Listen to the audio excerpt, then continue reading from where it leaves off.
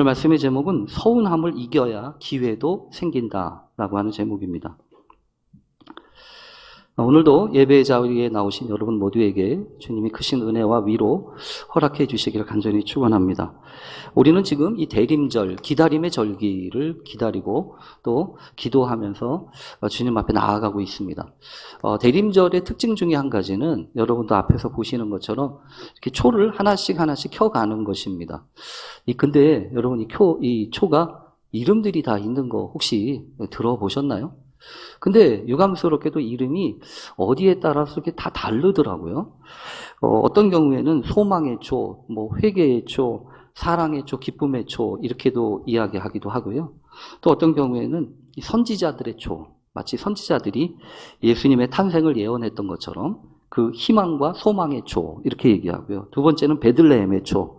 이 베들레헴을 향하여서 갔던 이 요셉과 마리아의 그 간절한 믿음을 담아서 이 두 번째 초는 믿음의 초, 베들레헴의 초라고 얘기하고요. 목자들의 초라고도 세 번째는 불립니다. 예수님의 탄생 소식을 제일 먼저 듣고 이 기쁨 가운데서 나아갔던 이 목자들의 기쁨을 상징하는 초지요. 그 다음에 네 번째는 이 천사들의 초라고 얘기합니다. 그래서 천사들이 하늘에서는 영광이요 땅에서는 평화다 이렇게 얘기하면서 이 평화를 선포했던 초가 이 네 번째 초지요. 그런데 여러분 무슨 초가 됐든 어떻습니까? 이렇게 저렇게 부르면 다 이름이죠. 근데 어쨌든 초에 있어서 중요한 거는 저 촛불이 켜진다고 하는 것입니다. 근데 여러분 제가 이 불멍하듯이 이렇게 보는데 갑자기 그런 생각이 들더라고요. 뭐냐면 불이 붙었네. 심지에 불이 붙었네. 이렇게 생각을 하면서 그런데 심지가 타는 건 아니잖아요. 심지가 타는 건 아니고 초가 타는 거죠. 역시 마찬가지로 제가 자주 비유하듯이 얘기하는 것 중에 요즘에는 그런 게 없습니다. 옛날에는 이 석유, 난로, 골로 이런 게 있지 않았습니까? 그래서 이 겨울 되면 이렇게 꼭 이렇게 당겨가지고 거기다 이렇게 심지에다가 이렇게 불을 붙이고 이렇게 흔들어 놔야 불이 막 일어나지 않습니까? 근데 그때도 그랬습니다. 그때도 그랬어요. 잘 보니까. 심지에다 불을 붙이면 심지가 타는 것 같은데 심지가 타는 게 아니고요. 사실은 석유가 타는 거죠. 기름이 타는 겁니다. 그래서 참 이상한 것은요. 이 기름이 잘 타면 냄새가 없습니다. 물론 기름 냄새가 좀 있지요. 왜 없겠어요. 그러나 막 심한 냄새보다도 그냥 냄새 좀 불타는구나 이런 생각이 들고요. 그 다음에 끓음도 없습니다. 근데 유독 있잖아요. 집에서 이렇게 보면 이 냄비 같은 데 보면 이렇게 끓음이 이렇게 올라와가지고 이 거뭇거뭇한 자국들이 있었던 거 여러분 혹시 기억하시죠? 근데 여러분 그게 왜 그런 겁니까? 그게 기름이 탄 게 아니고요. 기름이 탄 게 아니고 이 심지가 타서 그래요. 심지가 타서 그렇다고. 근데 여러분 그러면 그때는 문제가 없을 수 있습니다. 근데 그 다음이 문제입니다. 언제나 그렇죠. 우리의 삶도 마찬가지 아닙니까? 지금은 괜찮아요. 지금은 그냥 이렇게 태우고 그냥 갑니다. 그런데 이게 지나잖아요. 기름을 태워야 되는데 기름이 아니고 심지를 태우잖아요. 그러면 속이 시커매져요. 그래서 우리가 여러분 이 기다림의 절기를 지나면서 내가 지금 뭘 태우고 있나 이거 잘 생각해 볼 수 있어야 합니다. 내가 열심히 무언가를 하고 열심히 이렇게 저렇게 달려왔는데 사실은 기름이 타야 돼요. 기름이 타야 신납니다. 근데 기름이 아니고 심지가 타듯이 때로는 내 건강을 태우고 있고 내 마음을 태우고 있고 내 이 생각을 태우고 있다면 아마도 모르긴 몰라도요. 속이 시커매져 있을 겁니다. 그래서 같은 상황이라도 어떻게 받아들이느냐에 따라서 상황은 얼마든지 달라질 수 있습니다. 멀리 갈 것 없이 여러분 그렇잖아요. 내 자신 스스로도 그렇지 않습니까? 내가 상태가 좀 괜찮아요. 그러면 힘들고 어려운 일이라고 할지라도 너그럽게 받아들입니다. 너그럽게. 그런데 내가 상태가 그다지 안 좋아요. 내 상태가 기분도 안 좋고 몸도 안 좋고 그러면 아무리 좋은 일이라고 할지라도 이렇게 쉽게 받아들여지기가 쉽지 않지 않습니까? 그러면서 이 마음 가운데 한 가지 드는 생각은 그러면서 남는 게 한 가지 있는데 그게 뭐냐 하면 서운한 거예요. 다른 게 아니더라고요. 서운함이 남더라고요. 근데 이 서운하다라고 하는 것은 참 복합적인 감정입니다. 이 서운한 마음, 서운함이라고 하는 것은 사람의 일이나 마음이 이렇게 아쉽거나 이 섭섭한 마음, 섭섭한 느낌이 있고 그리고 답답하고 안타까운 거. 그래서 사전적인 정의를 이렇게 보면 마음에 모자라서 아쉬운 느낌이 있다라고 할 때 이 섭섭하다, 서운하다라고 하는 표현을 에둘러서 표현합니다. 그러니까 여러분 이 서운함이라고 하는 것은 정확하게 표현을 하자면 이런 가운데 있어요. 상대방을 향하여서 뭐라고 강하게 원망을 하거나 비난을 할 만큼은 아닌데 뭔가 부족하다고 느껴지는 겁니다. 그래서 뭐라고 딱히 이야기하기는 좀 그런데 그걸 굳이 이야기하면 유치해지는 것 같고 이 속이 좁아 보이는 것처럼 느껴져가지고 그냥 그것도 이렇게 말도 못하고 그냥 이렇게 그냥 넘어가는 거예요. 근데 분명한 것은 뭐냐면 상처는 있어요. 불편한 건 있다고요. 근데 문제는 뭐냐면 이런 일들이 자꾸 반복된다는 겁니다. 이런 일들이 풀려지고 해결이 되면 모르는데 이게 자꾸 쌓여진다는 거죠. 그래서 경우에 따라서는 어느 시점에 이게 폭발을 하거나 또 자기 자신도 이렇게 주체할 수 없을 만큼 이렇게 나타난다는 거죠. 그래서 이 서운한 감정은요, 잘 다루어져야 될 감정입니다. 처음에는 별거 아니었는데 이게 공연이 쌓아지고 이게 그냥 방치되고 있다가는요, 어떻게 어떤 방향으로 나아갈지 모르기 때문에 그렇습니다. 오늘 말씀을 준비하면서 제 마음 가운데 이런 서운한 마음, 저런 서운한 마음 같은 것들에 대해서 이렇게 말씀을 나누는 게 좋겠다라고 하는 그런 감동이 있었어요. 그러다 보니까 이런저런 자료들을 이렇게 막 찾아보지 않습니까? 그래, 이 서운함에 대해서 다른 사람들은 뭐라고 하나. 분명히 서운함에 대해서 이야기할 때가 있을 텐데, 제가 아까 잠깐 이야기했던 이 부분도 사실은 남인숙 작가라고 하는 글 쓰시는 작가분이 했던 어른 성장학교라고 하는 이 채널에서 이야기하는 것을 제가 보면서 이걸 좀 나누는 게 좋겠다라는 생각이 들어서 나누고 있는 겁니다. 이 자료는요, 제가 다 동의하지는 않습니다. 근데 세상에서는 이런 식으로도 얘기하는구나 라고 하는 것을 여러분 참조하시라고 홈페이지에다가도 올려놨습니다. 한번 살펴보시는 게 좋을 것 같고요. 근데 이분이 이야기하는 것 가운데 제가 상당히 동의하는 것 중에 한 가지는 이런 부분이었습니다. 뭐냐 하면 서운한 감정은 상대방이 나한테 준 거라고 하기보다는 내 안에서 내가 만들어낸 것이 더 많다는 거예요. 그래서 나를 서운하게 했던 그 사람은요, 사실은요, 아마 자기가 그 사람을 서운하게 했다고 하는 것조차 모를 수 있습니다. 그냥 지나갈 수 있다는 거죠. 근데 내가 부족한 거죠. 내가 생각하고 있던, 내가 기대했던 거에 모자란 겁니다. 이게 채워지지 않는 겁니다. 그래서 서운한 감정이 자꾸 들 때 조심해야 된다. 잘못하면 나를 망칠 수 있다. 이러면서 이 서운한 감정이 자꾸 들게 되면 이런 세 가지 이게 배경이 있을 수 있으니까 체크해 봐라. 이렇게 얘기를 하더라고요. 그러니까 이 서운한 감정이 자꾸 들면 자기 자신을 이렇게 돌아봐야 한다는 거예요. 어쨌든 그게 지혜로운 길이라는 겁니다. 그러면서 한 번쯤 생각해 봐라 라고 하는 것이 중에 뭐냐면 너무나 자기가 자기중심적이진 않는지 생각해 봐라. 이 얘기예요. 자기중심적이라고 하는 것은 상대방의 기분이나 상대방의 입장이나 이거보다도 자기의 기준이나 자기의 생각이 더 우선되는 거죠. 그러니까 딴 사람은 몰라도 내 입장에서 조금이라도 부족한 게 있으면 다 서운한 겁니다. 그렇잖아요. 근데 상대방도 다 입장이 있고 사정이 있지 않겠어요? 그래서 이렇게 되면 참 복잡해진다는 거죠. 그런가 하면 이 자아가 약하다라고 하는 표현을 쓰더라고요. 자아가 약하다라고 하는 것은 이런 개념입니다. 내가 하는 어떤 판단이나 내가 했던 어떤 결정이나 생각이 잘 확신이 안 쓰는 거죠. 그러니까 내가 어떤 상황에 있을 때 명확하지 않게 이렇게 구별이 되지 않으니까 그냥 그렇게 어정쩡한 상태로 이렇게 내가 확신을 가지고 결정하면 좋을 텐데 그러지 못하고 어정쩡한 상황에서 애매한 영역에다 이렇게 두는 거예요.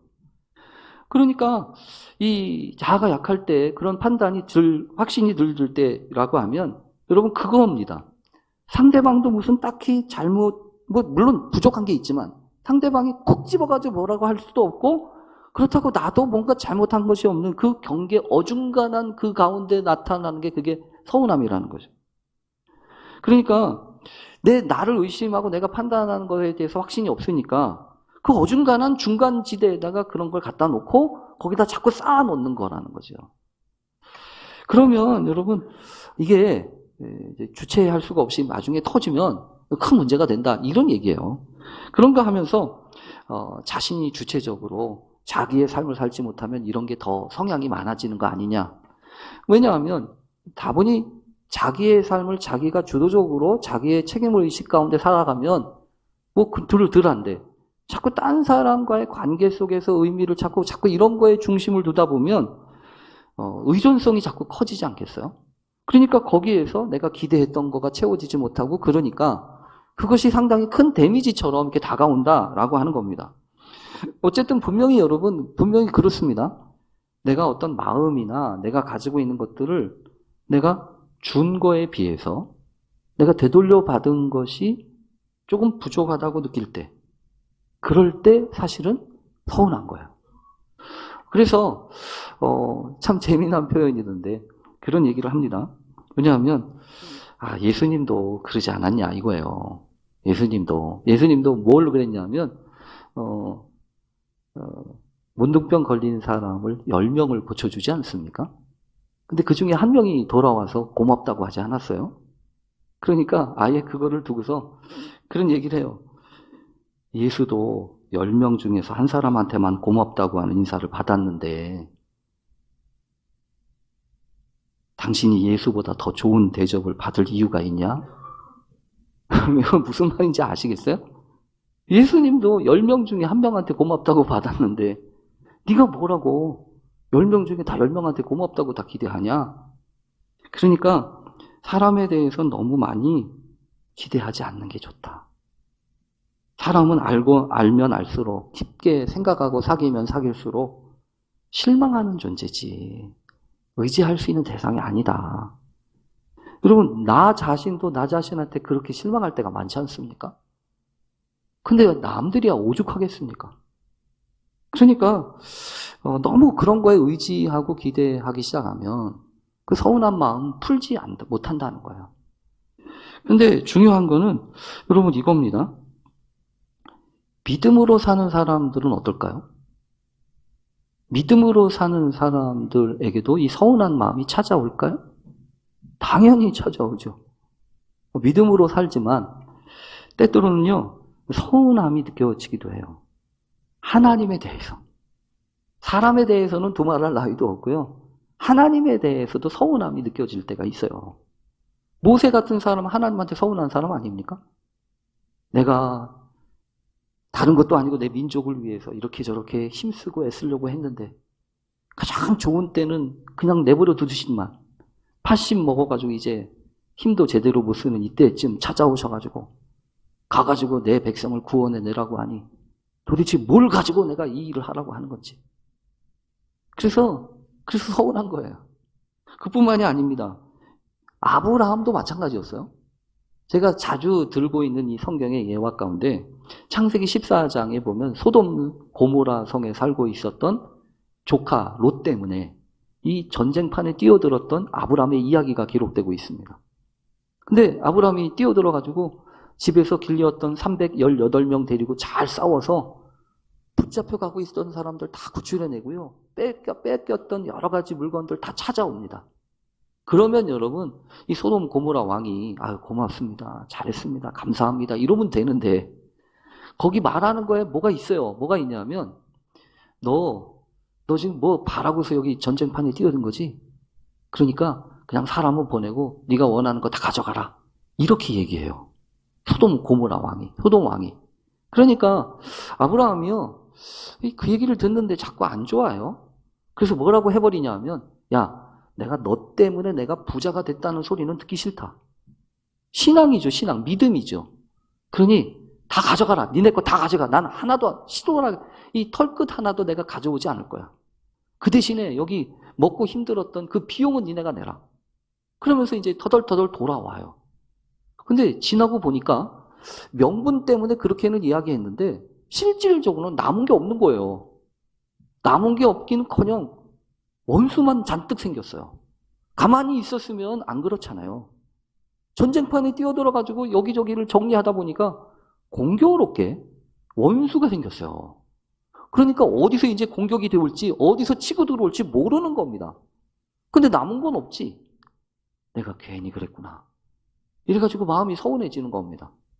근데 여러분, 마음이 서운해지면 조심할 게 있어요.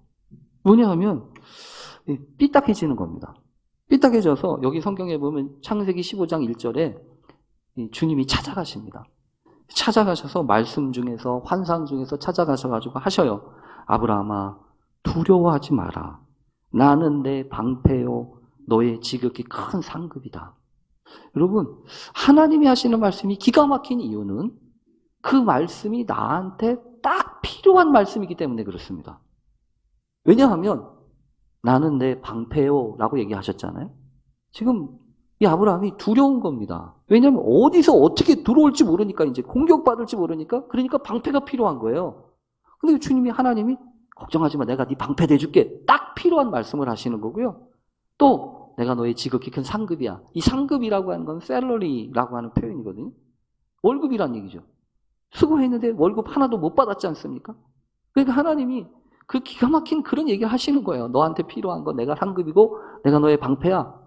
그런데 있잖아요, 나한테 꼭 필요한 말씀을 주시는데 아브라함이 뭐라고 하냐 하면, 주 여호와여, 무엇을 내게 주시려 하나이까? 나는 자식이 없사오니 나의 상속자는 이 다메섹 사람 엘리에셀입니다. 여러분, 이게 무슨 소리냐면 말씀이 안 먹히는 겁니다. 여자분들 화장이 안 먹혀도 참 짜증나시죠? 그렇잖아요. 화장이 안 먹혀도.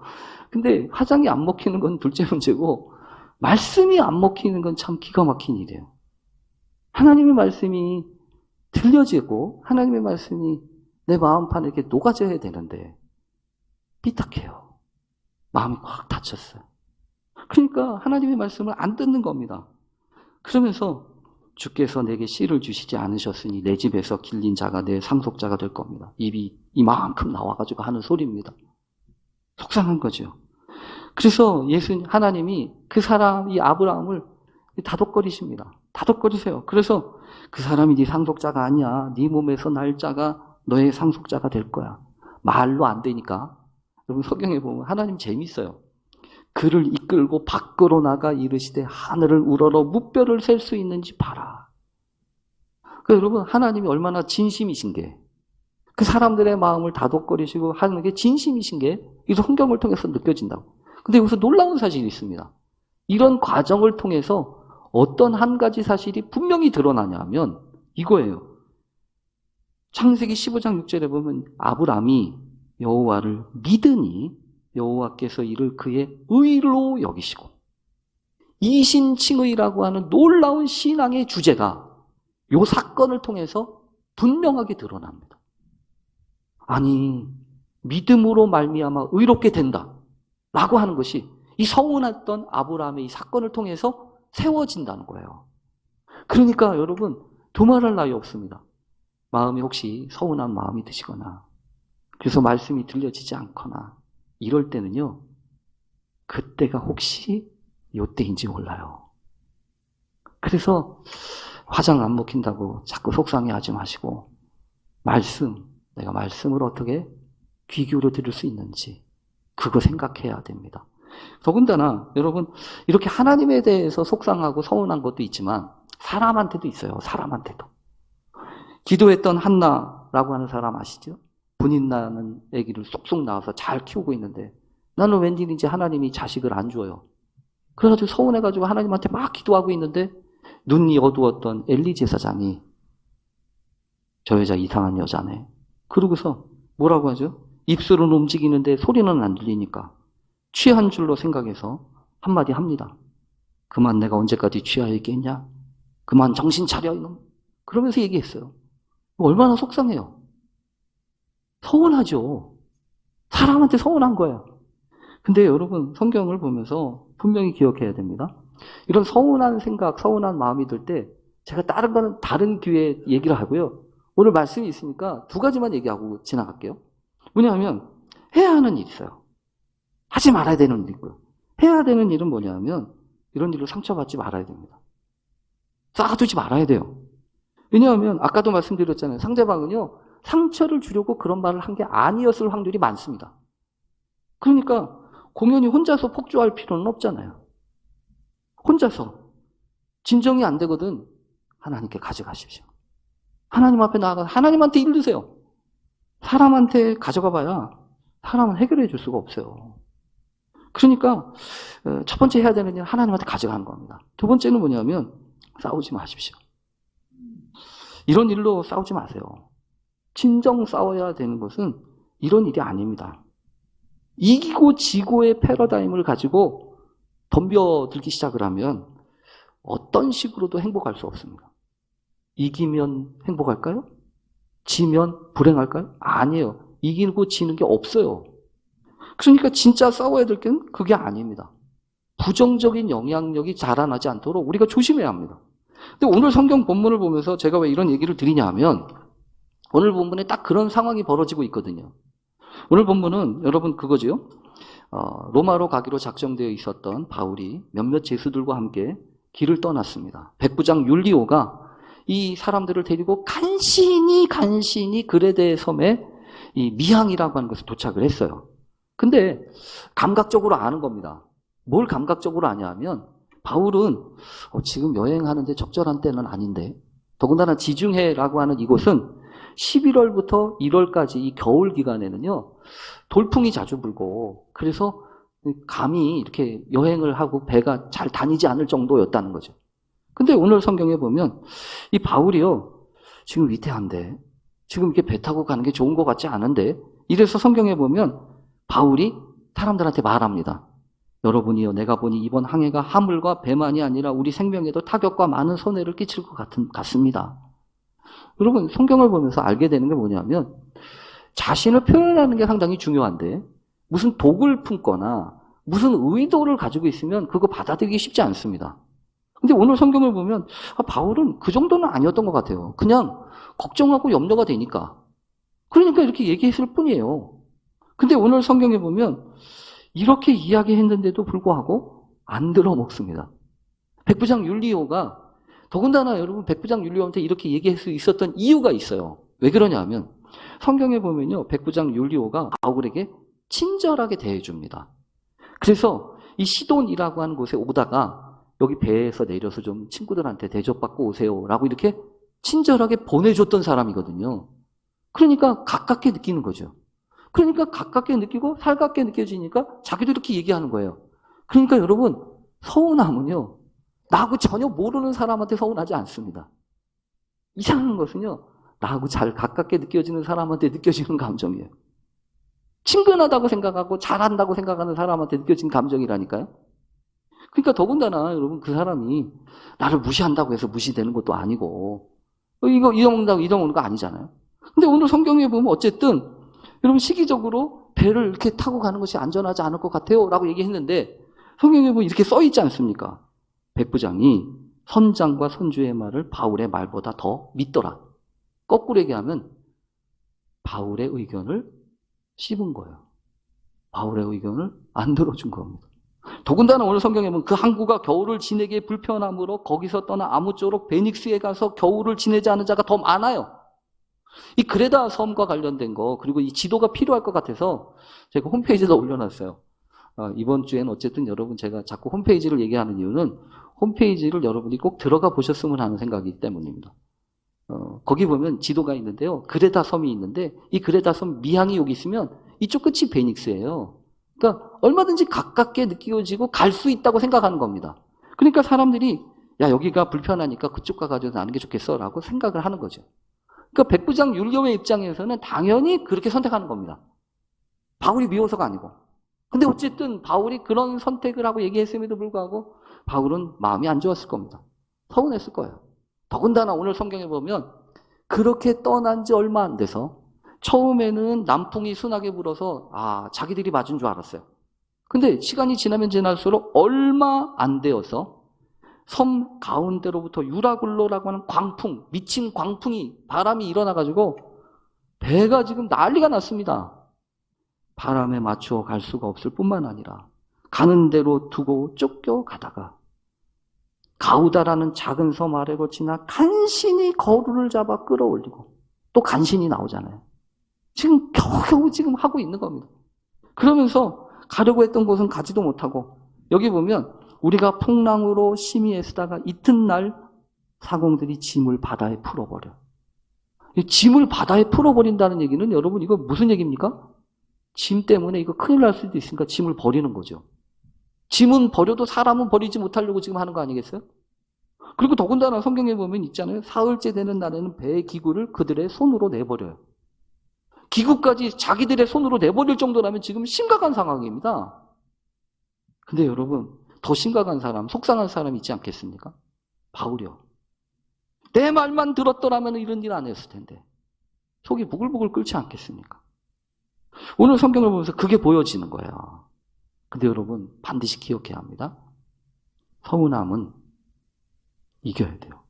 서운함에 빠져서 감정적으로 반응하고 그러면 안 돼요. 그러면요, 기회가 날아가요. 어떤 기회가 이 서운함을 견디고 이기는 사람한테 찾아오는지는 다음 주에 얘기해요. 오늘 성경을 보면서 분명한 것은 이겁니다. 잠시 잠깐 내 뜻이, 내 계획이 맞는 것처럼 보여진다고 하여도 여러분, 아닌 거예요. 결과는요, 끝까지 봐야 합니다. 처음에 반짝거리고 좋다고 해서 좋은 게 아니고요.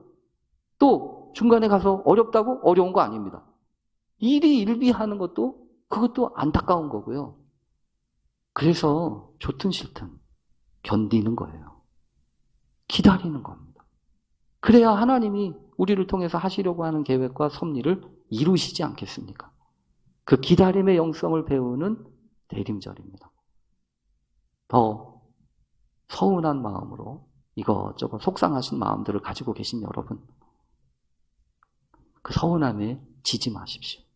하나님이 주신 은혜로 잘 감당하면서 여러분에게 허락하실 그 은총의 기회를 붙잡고 또 반전을 일으키는 놀라운 믿음의 사람들 되시길 간절히 축원합니다. 우리 기도하겠습니다. 하나님 감사합니다. 이제 보니 좋은 거 싫은 거 다 필요했던 것을 믿습니다. 우리 안에 서운한 마음, 안타까운 마음 다 내려놓고 주님이 행하실 놀라운 역사 기대하면서 믿음으로 새로운 반전을 준비하게 하옵소서. 예수님의 이름으로 기도합니다. 아멘.